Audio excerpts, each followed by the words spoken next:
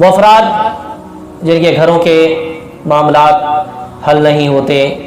سکون نہیں ملتا، ازواج کے معاملات آپس کے متاثرین رہتے ہیں، تو ان کے لیے بہت آسان طریقہ گھروں کے سکون کا اللہ کے نبی علیہ الصلوۃ والسلام جو قرآن کی 2 آیات آپ کو عطا فرمائی ہیں، جس کا طریقہ بزرگوں نے فرمایا کہ اس کو کیسے استعمال کریں۔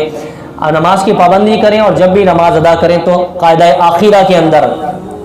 درود شریف پڑھنے کے بعد دعائے معصورہ ربنا آتنا پڑھیں، آپ رب اجعلنی پڑھیں، جو پڑھیں وہ پڑھنے کے بعد آپ قرآن کی 2 دعاؤں کو اپنا وظیفہ بنا لیں۔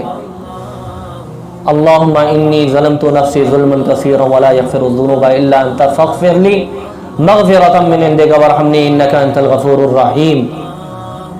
یہ دعا پڑھنے کے بعد سلام پھیر کے چاہے اس دعا کو پڑھیں، دوسری دعا کو یا نماز کے اندر ہی پڑھیں، وہ دوسری دعا معصورہ ربنا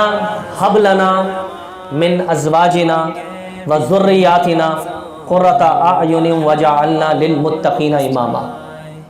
یہ 2 دعائیں ہیں جو ان کا وظیفہ کر لے اپنی نمازوں کے اندر، اس کے گھر کو اللہ تعالیٰ جنت میں تبدیل کر دے گا، گھر کا اللہ سکون عطا کرے گا، گھر میں برکتیں عطا کرے گا۔ لیکن شرط یہ ہے نماز کی پابندی ہو، اور نماز کی پابندی ہو تو پھر ان دعاؤں کی پابندی ہو۔ جب نماز کے ساتھ ان دعاؤں کی پابندی ہوگی، اللہ گھر کو آپ کے جنت بنا دے گا۔